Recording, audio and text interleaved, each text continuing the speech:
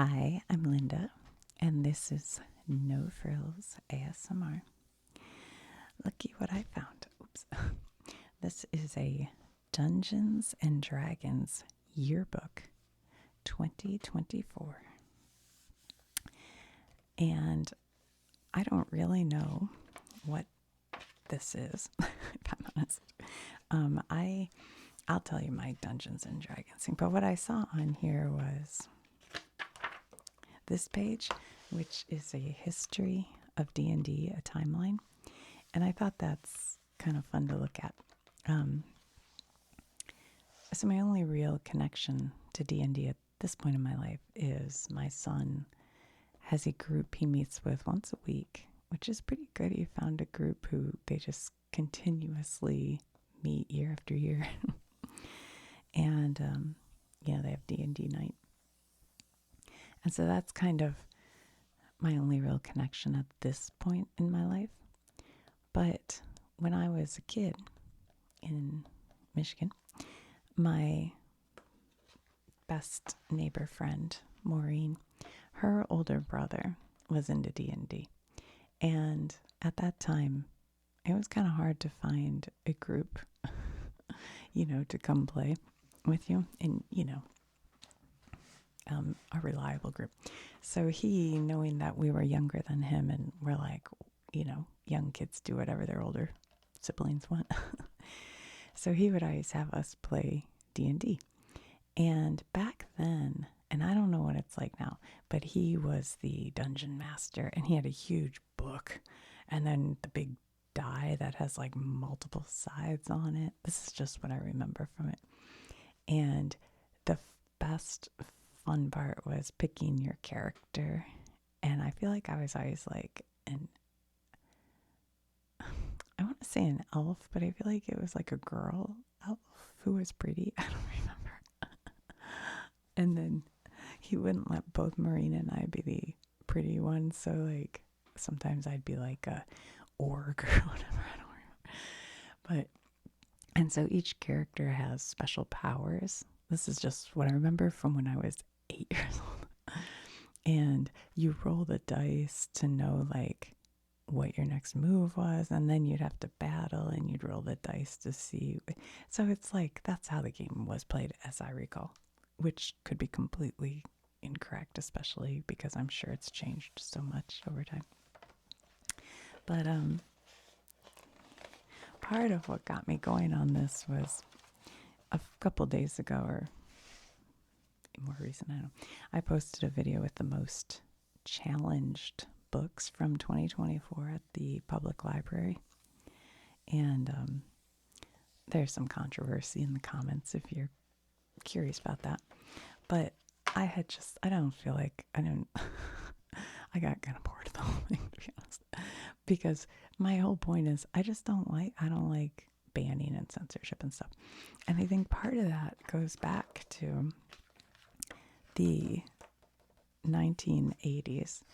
There was so much during that time, and it's still true throughout time, But what do they call it? Manic. Oh my gosh, I'm having a brain lapse here.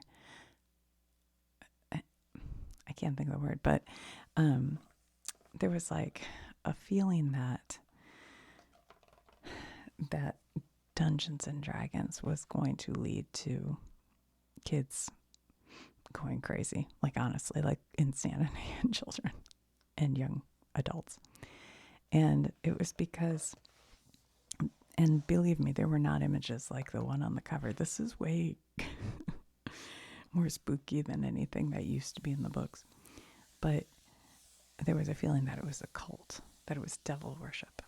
And it's just because older people, weren't playing, so they didn't understand. They never took the time to actually research it and play and get into it and go, oh no, this is not what I was thinking it was. But I think it kind of started in 1979. I looked this up. I don't just know this, but it was in Michigan, so maybe that's why it's so, I feel like I remember it, that there was a boy who was sort of he was very intelligent, and he was going to MSU as a very young person. He was like 16, but he suffered with, or dealt with, I don't know the right language for that, but depression and drugs. And he disappeared from MSU campus one night, and they later found him like in the tunnels below the campus. And he was self-harm and things like that. And I think it was his parents. I know what it, I think it was his parents blamed it on role play games. And there weren't any except D&D at that time. It was kind of the first role play game. And so they were trying to sue MSU, I think, for allowing him to be a part of this and just all. So that started it. But then, like, another boy, he was, I guess he was a teenager, but he also died by suicide. And his parents felt that it was because he had played D&D, and within the game, somebody had put a curse on him. And so they felt that was why he did that. So, they've done a lot of studies into role play games like this and have found no connection between the two. So I'm not laughing at anybody who, self-harms or dies by suicide, but it's not because of Dungeons and Dragons that happens. Moral panic, was that the word I was looking for earlier? But anyway, so there was a group started called Bothered About D&D in 1983, and I had to write down the things that they felt the role play game would cause teenagers. Demonology, witchcraft, voodoo, murder, rape, blasphemy, suicide, assassination, insanity, sexual perversion, homosexuality, prostitution, satanic ritual, gambling, barbarism, cannibalism, sadism, desecration, demon summoning, necromania, divination, and other. I was like, what would the other be at this point? So, yeah. That's all I have to say about that. Anyway, but when I started playing, it was probably in like this area, right after probably late 70s, early 80s, I would say. I was about 9, 10, 11, 12, maybe in that age. So they should say 1974, D&D is born. D&D was designed by creators Gary Gygax and Dave Arneson as a Swords of Sorcery variation of Gygax's miniature war game Chainmail. Okay. 1977 AD&D. After a few years, D&D was split into 2 rule sets: Basic Dungeons and Dragons, a rules light version, and Advanced Dungeons and Dragons, a more complicated game. I think we were playing Advanced because I always felt like it was way too complicated. 1979 to 77 to 79, the rule books. Over 2 years, Advanced D&D turned into 3 core rule books. Versions of these 3 books are still used as the basis of D&D today: Player's Handbook, Dungeon Master's Guide, and Monster Manual. Yeah, I used to like looking through those. 1989, second edition of the game removed devils and demons, along with evil-aligned characters such as half-orcs and assassins. I wonder if this is due to the complaints by parents that they did this. I don't know. I didn't find that out, but I wonder. 1997, Wizards of the Coast were D&D fans before they bought the game. Oh, so they were taken over by Wizards of the Coast. Okay. 2000 to 2003, 3rd edition. Wizards of the Coast 3rd edition introduced the D20 system based around the 20-sided dice we all knew and love. 3 years later, they released 3 3.5e with new rules and mechanics. But they had that dice back in these days too, right? Because I remember that dice. Huh. I know I wasn't playing that late because I would have been 20 years old.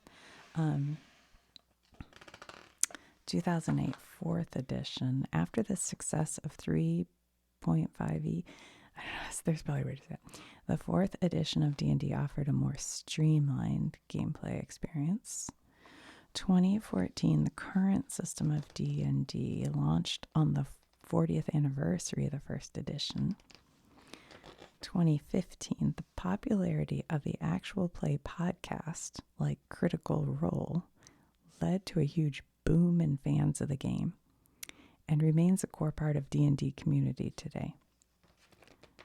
Plus references to the game in TV shows like Stranger Things, Community, and The Big Bang Theory. And then 2022, 1 D&D. In 2022, Wizards of the Coast started play testing a new evolution of the game, 1 D&D, and changes to the rules and gameplay style. And then they say the future. Now, with millions of fans worldwide taking part in home games, actual plays, live events, and much more, plus blockbuster movie. Oh, I forgot about that. They made a D&D movie. Who knows what the future holds. I was talking to my son about it a little bit yesterday. And he does a thing called, and you guys probably know this, but I don't. But I said, oh, you play, D&D. Tell me about this. He said, well, actually, I play a game called Pathfinder. So I guess that's like an offshoot of D&D, where they've made like a different set of rules and people play by. But there are a lot of people who do that. I don't know. I'm not sure. I don't know if it uses all the same characters. I don't know. And then he was telling me how some I think it was Pathfinders, like can go into like science fiction or water, or like they have different worlds. I just think it's kind of cool. I almost wish I had a group to play with. Well, and then he told me that you can show up. I know everybody knows this but me, but this is for people like me who don't know. You can show up at the game, like where they sell trading cards, and they'll have games, and you just show up and I guess pay a fee or something, but they give you, like, they have you set up with a character and everything, and you can just start playing if you're like new or just don't have a group.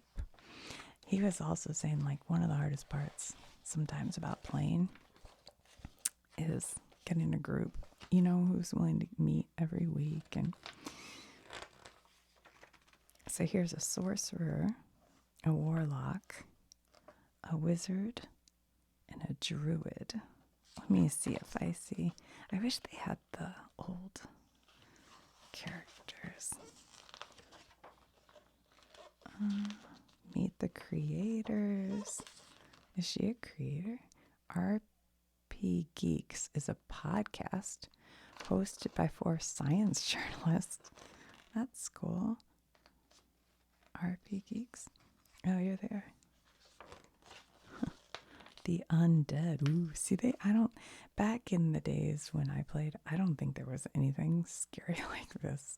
I really don't. I think it was more this kind of thing. It was more like wizards and sorcerers, but not vampires. That's something new.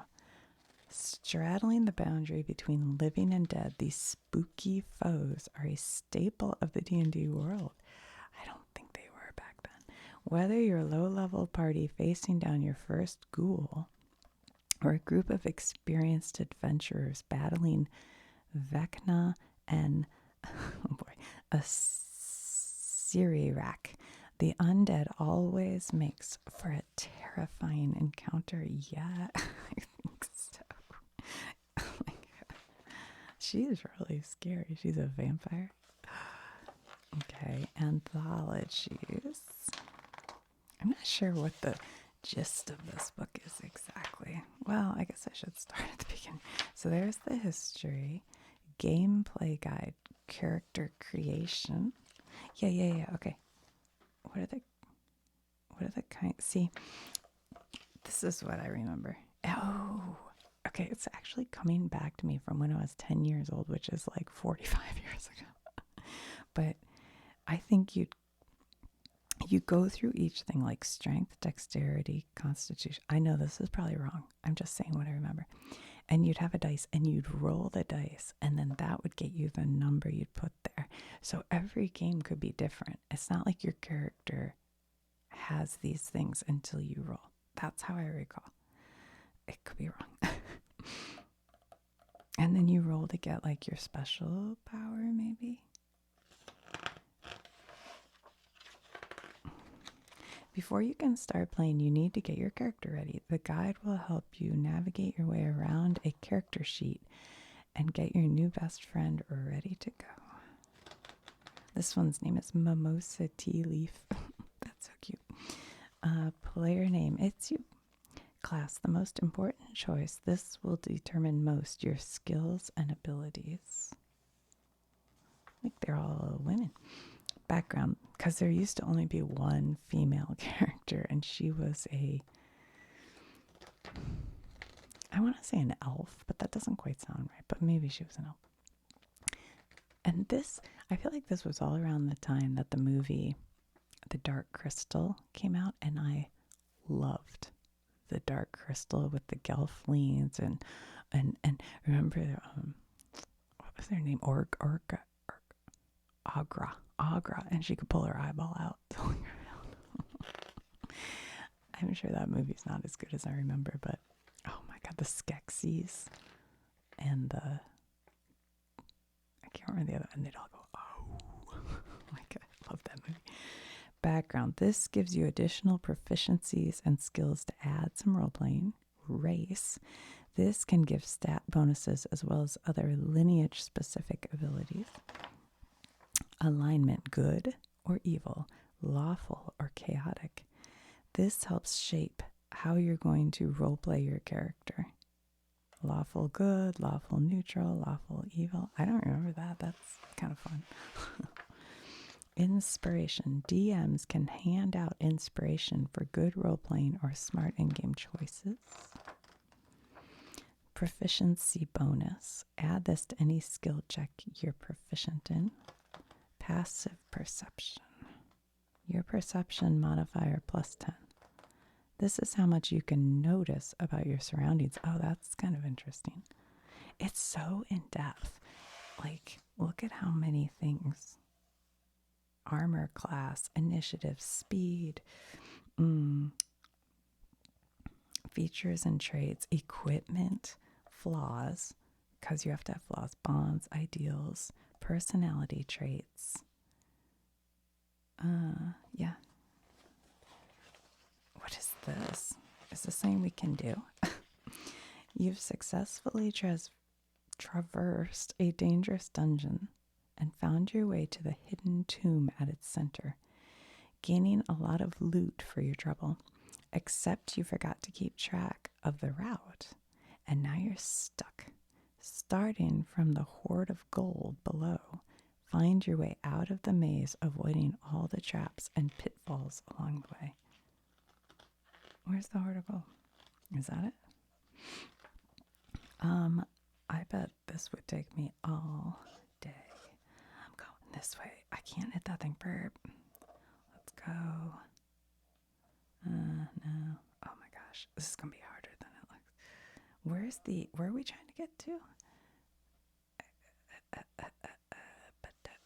To the hidden tomb. Gaining. Wait. Starting with the hoard of gold, find your way out of the maze. Well, what's the out? Where's the out? Is it here? I guess it's here. You know what I used to do when I was a kid? I used to do mazes backwards. I just felt like that was like better. All right, we can't hit that guy. Oh, this guy looks scary. I don't want to run into that dude. Let's go this way. Let's go down here. Oh my gosh. Nope. I feel like I'm gonna get this, guys. Let's see, how do we connect here? Let's go up this way. Oh yeah, look. Boom, I matched. I did it. That was not that hard. Did you know Tomb of Horrors is one of the most famous dungeons crawls in D&D history? Designed by Gary Gygax himself, it's one of the deadliest encounters you can play, designed to test even the hardest characters. Though it was designed for first edition, there is an adapted 5e version in anthology book Tales from the Yawning Portal. Did you know the system of magic used in D&D is known as the Vancian system? Inspired by author Jack Vance, it is characterized by spells, power, and effectiveness depending on ability of the caster themselves. Finding a game. Oh yeah, look, your friendly neighborhood game store. Play by post. Get online. Yeah, I hadn't thought about that. Nowadays you could play online, but it's kind of fun to be in person. You think? Beyond the game store. Start your own. Getting started. Source books or D&D Beyond. Blank character sheets. Dice. A DM, which is a dungeon master. I know that. A group of friends. A love of adventure. All right, we saw those scary guys already.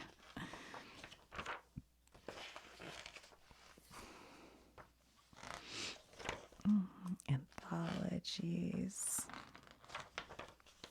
What type of player are you? She's cool. She's got a violin. You're a rules lawyer. You're a note taker. No, you're a chaos gremlin. Yeah. You're a roleplay fiend. What's this one say? You're a chaos gremlin. You have never followed a plan in your life. True. And you're not about to start now. You're all about being silly and having fun when you play, and always jump to make the most impulsive, chaotic choices possible. That's a little bit me. I don't know that I always jump to be impulsive, but I definitely might lean towards that. Playing in alternate settings. Oh, yeah. See, my son was telling me he just did one like that one of his friends set up. That was pirate ships. But that, like I said, that's on the Pathfinder, I think, not, so it's a little different. So there's sci-fi, steampunk, noir, the real world. That's kind of interesting. Gothic settings, the depths of hell. See, that would have gotten you banned for sure in the 80s. It might, I want to really read about the real world. It might feel like an obvious choice, but there are so many opportunities to be creative in real world D&D settings. You might want to set it in a town or city where your party really live. Oh, that's funny. Or a fictional place within our world. DMs will have a blast coming up with magic items based on everyday objects. But also you could like go back in time, right? You could go to like, you know,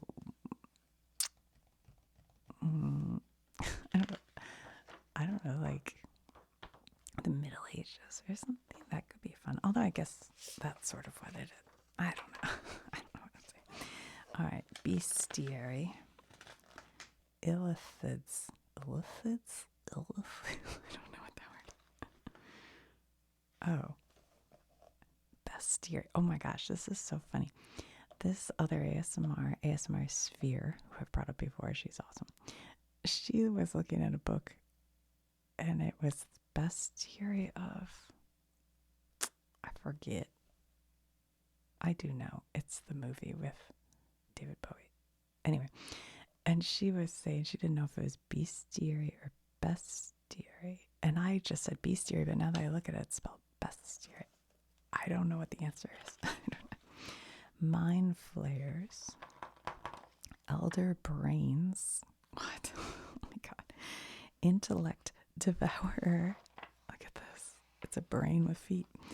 And Uli Tharids. What? Ulitharids? I don't know. The nobles of Illithid society. These are fancy mind flayers. What? They're smart, they're conniving, and they're slightly more threatening in combat. This reminds me of in Pirates of the Caribbean, you know,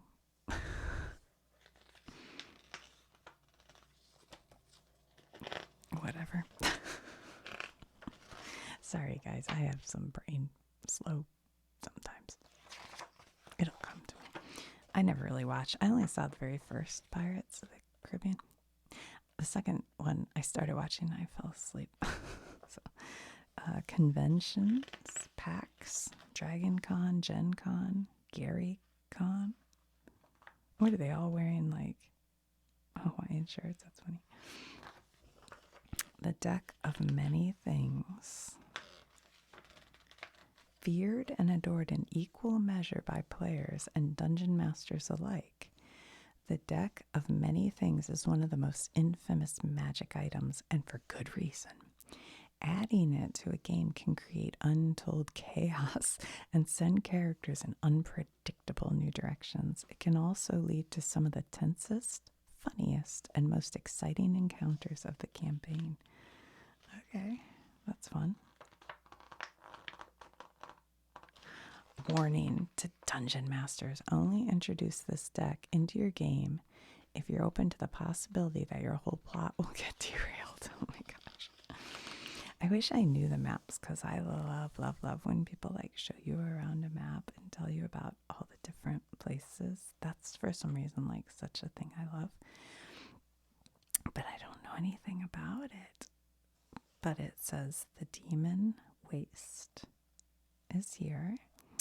And the Shadow of Marches, Eldine reaches. Brayland is the capital of commerce. Droam is, to put it gently, a nation of monsters, ruled by a trio of hags. Zilargo is a gnome nation that balances cheerful, helpful locals, a simmering criminal underworld, and brutal secret police. Thrain is the oh-so-civilized home to the Church of the Silver Flame, who aim to protect the innocent from evil. Dargoon was once part of Syri, but it is now mostly wasteland, populated by goblinoids. Oh my gosh. The Valinar, you can find a tribe of warrior elves. Quabara is the youngest of the Corvair's nations, though it has been home to several ancient civilizations for centuries. Guys, am I crazy? I know I am. The answer is yes. But see how the word civilized is spelled there? Is that how you spell civilized? I guess it just looks weird to me. It's Civilis. I guess that's right. Civilization. I meant to say civilization. Oh well. The Talenta Plains lack in industry. They make up for in domesticated dinosaur. What? They haven't shown us any dinosaur in here. The Morin Lands was once a nation called Syri, until it was obliterated in the morning. Thronehold is the seat of the once ruler of Old Five Nations, and now tends to attract mercenaries, spies, and other ne'er-do-wells. Carnoth is a grim area of military tradition and terrible weather. The Mrurholds was once an ancient dwarven empire and is now, for related reasons, under constant attack from an ancient lord of madness. Oh my goodness. There's a dog. I didn't know there were dogs in D&D. Peoples of Eberron. Shifters are sometimes known as were-touched and are beast-like humanoids with animalistic features such as claws, fangs, and stylish fur. I'm confused. So does he shift from the dog to the human? Is that what they're saying? I'm so confused. Because this just looks like a dog. I don't know. Changelings are shapeshifters that can take on almost any humanoid form with a thought. That's pretty handy. I think there were changelings in the old 1980s. I feel like these names, Warforged, were built to fight in the last war. These metal constructs gained a level of sentience that meant they were accepted, albeit reluctantly, as people in their own right. Hex scrawl. Ready to test your perception skills?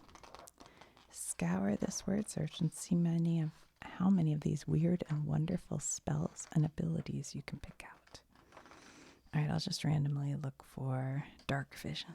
All right, dark vision. Boom. Casting in combat. Tanks. Tasha. More than a game. Oh, so people like do cosplay. Yeah, that would make sense, especially if you got really into your characters and stuff. Hacking combat. Tips for players. Know your character sheet. Keep an eye on the baddies. Use what's around you. Teamwork makes the dream work.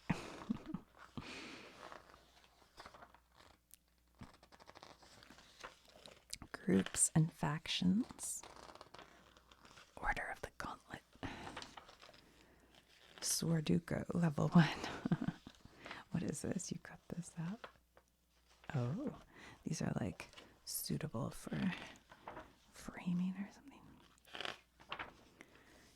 Creating campaign settings. Start small. Yeah, I would think that would help. What about magic? Setting the tone. Session 1. Getting political. Player characters. NPCs. Let's collab. Giants. Etten. Oni. Storm Giant. Stone Giant Dreamwalker. Who's this? Daniel Kwan. We got the opportunity to sit down with co-host and showrunner of the Asians Represent podcast and Candlekeep Mysteries contributor, Daniel Kwan. So these are just like, not creators of the game, but creators of content around the games. Meet the creators.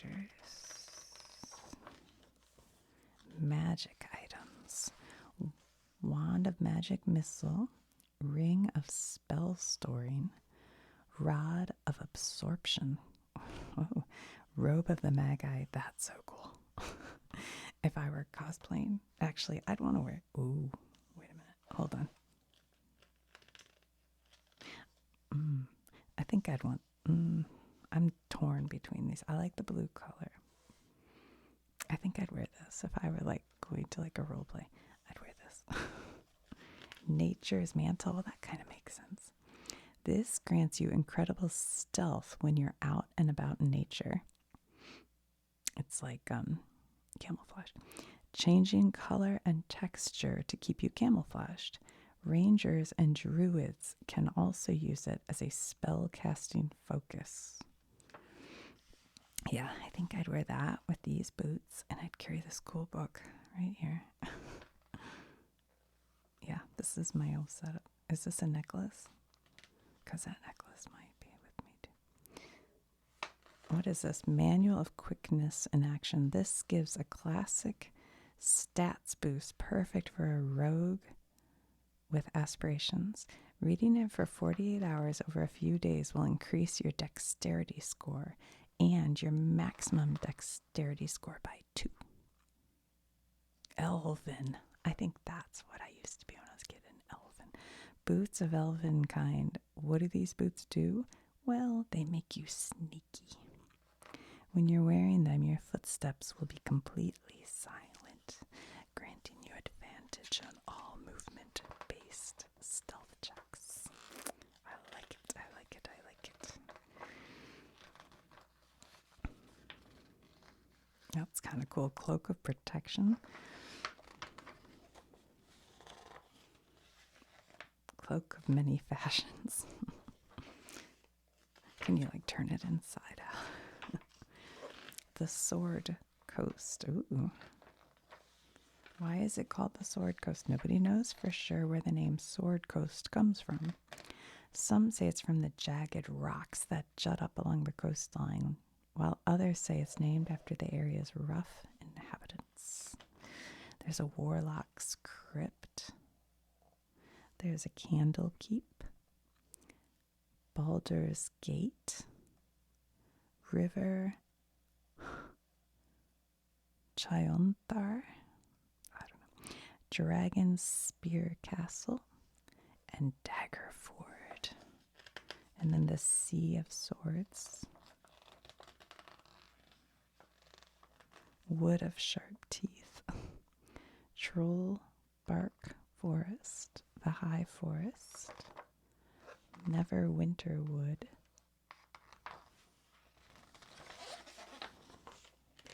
Cryptograms. Oh, that's fun. I used to love doing cryptograms when I was a kid. Behind the DM score. This one's for the dungeon masters out there. Whether you've been running games for years or are about to embark on your first one-shot, these tips will help you level up your dungeon mastery. Improvise, get in character, bring it back. So the dungeon master, as I recall, they are,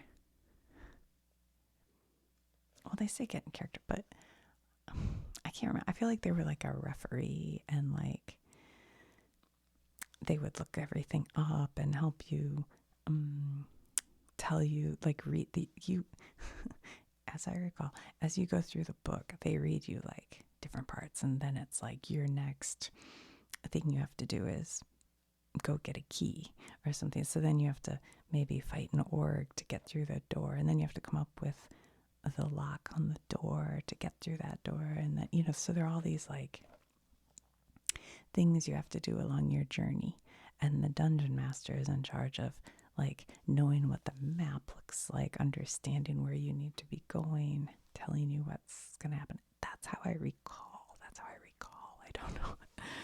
So correct me in the comments. Forever DM, someone who agrees to DM just this once and ends up DMing every single game forever. That's funny. Oh, here are the dice. Look, this is how I remember. There was like, he had my dungeon master had like a bag, you know, that had all the dice in it, and it would make a cool sound. I always liked.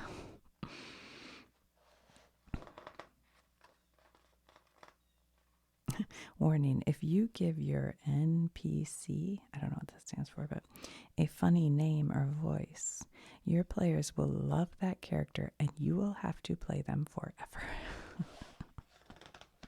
That's funny. Shadow of the Dragon Queen. Ooh.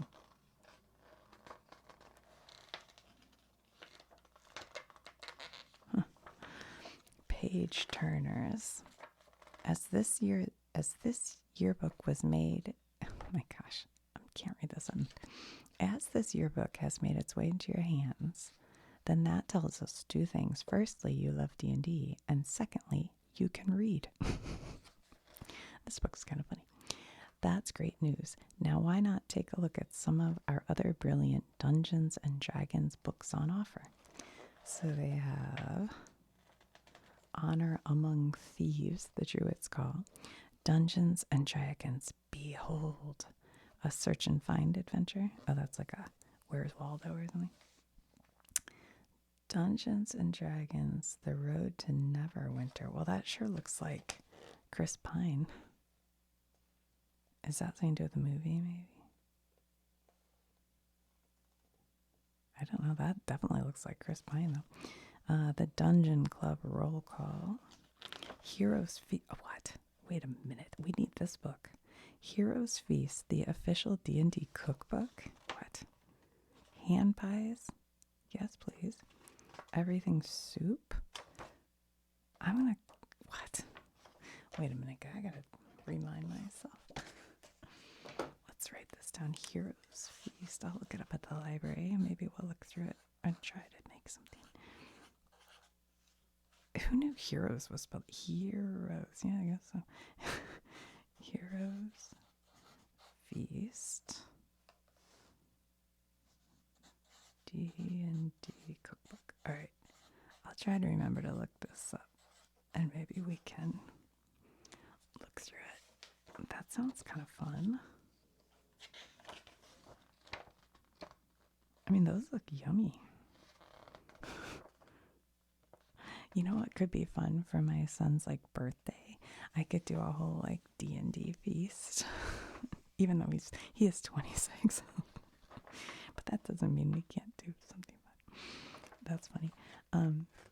The Young Adventurers Collection, the Tao of Drizzt. What? I don't know what that is. Creating a Big Bad. That is a big bad. Oh my god. Show, don't tell. Absence makes the heart grow fonder. Well, this applies to villains too. Keep glimpses of your villain to a minimum. It will lead to more tension. That's like Jaws. In the movie Jaws, you just see his little fin and you hear the boom, boom, boom. And it isn't until like the end that you see the whole shark. I don't know if this is Crin or Cryin. Crin. I don't know. What do we have here? We have Qualmish, Estwild, Calaman, Cletar, I bet it's Cletar, Tamen Busuk. Believe me, I know I'm saying these. Nightlund, Salamania, Hinterlund, Northern Wastes. Northern Waste. Only the boldest of travelers should attempt to traverse this rocky, danger-ridden area. And they talk about the moons, the gods. The gods are Takhisis, Paladine, and Gillian. What is that? Oh my. Sandbox campaign. Setting up a sandbox campaign. Oh, I think my son mentioned this. They have like actual little, and what do you call those? Little guys. And you play. That's kind of fun. The low stakes counterpart to sprawling epic plot-based campaign. Sandbox campaign involves setting up a wide area, perhaps a town, city, or stretch of wilderness, with a whole range of weird and wonderful encounters. So is that more like if you just want to play like a short day game? Because some of these, by the way, for those of you who don't know, I think some Dungeon and Dragon games, they can take like 6 months or more or less, I don't know, but a long time. And so you meet up every week and you just get like one portion done and then the next part. So it's like, I think, Spelljammer Adventures in Space. That's fun. I don't know. I don't know if I like that as much. I'm not sure. Ooh, it's kind of scary. Plane hopping, spelljamming ships, prepare for battle. So these are all still space because this looks like a whale. I guess that's all like sci-fi space. Oh wow, that's cool. It's like a dragon ship. A space hamster. You know, whenever I say the word hamster, I put a P in it. Hamster. Hamster. I don't know if that's a Michigan thing or a me thing. Connie Chang. what is she? Is she a designer? Though it only started a few years ago, actual play series Transplaner is already making big waves in the RPG community. RPG, role play games. Thank you. We sat down with DM Connie Chang to talk world building, love, and telling your own story. Transplaner.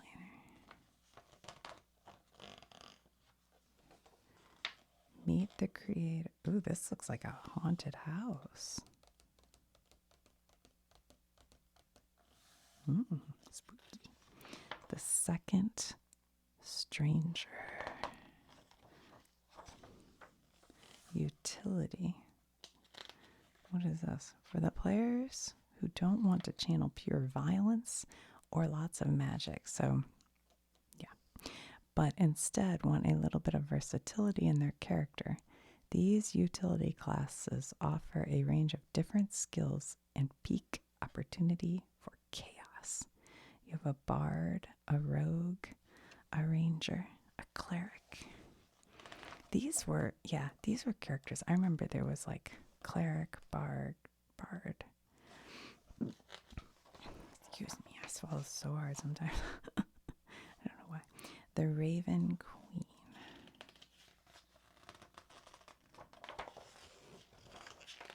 D&D in a castle. What? Stop it. I want to do that. Well, really, I just want to go to the castle. Its Lumley Castle is the 14th century castle just outside Durham in the north of England. It's seen a lot in its time, including wars, plots, and university students. Interesting. So they go there and play the classics. Dungeons and Dragons filled with wild and wacky creatures and players to encounter a gelatinous cube. It's like a jello shot. Mimic, Beholder, Terrasque, I don't know. Intelligence check. Oh, when was D&D first published? 1974. Which character class has the highest hit dice?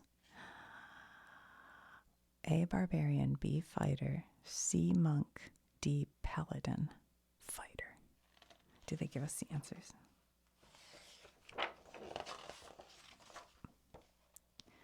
All right, let me look real carefully. 1974, correct. Number 2, what was your guys' guess?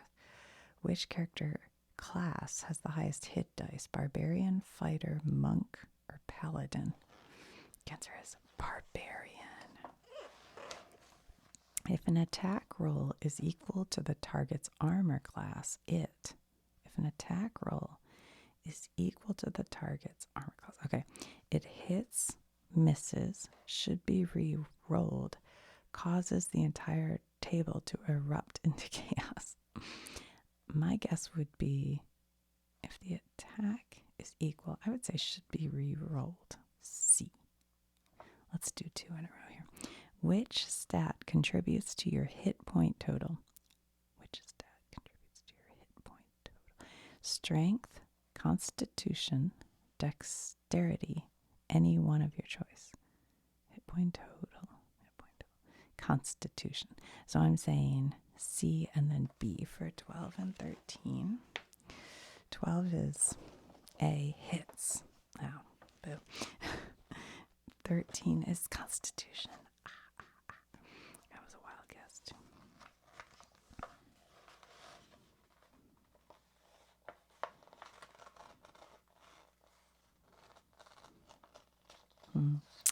Just trying to, how many dice are there in a full set? I have no idea. I would say C, 7. Let's go back and see that picture. Well, there's one picture, but I thought we saw one with red dice. My brother used to be such a stickler about a single one is a die and multiple are dice. And when I was little, I think I'd be like, hand me the dice, and he'd be like, that's a die. 1, 2, 3, 3, 4, 5, 6, 7, 8, 9, 10, 11. Well, that can't be right because they didn't give us that many. So it must just be the multi-side. Hold on. I know we had a better picture here. Hold on. Where is it? Hold on. You know, I should just do. Hold on. I feel like I'm going to sneeze. I should just do first guess, best guess, right? Here we go. 1, 2, 3, 4, 5, 6, 7. That's what I thought. 7. So what number is this? How many? 10, I think, is C. 10. C7, yes. See, I know more than I think I do. Which of these creatures is the smallest? A gnome, a kobold, a cockatrice, a pseudo-dragon. Creatures is the smallest. Well, you'd think a cockatrice because it sounds like a cockroach. A kobold, it doesn't mean anything to me. A pseudo-dragon or a gnome. I'm going with C. Number 3 is D, a pseudo-dragon. Oh. Farewell. And then they have a glossary of terms. And then answers. And then a bunch of creatures. That's pretty cool.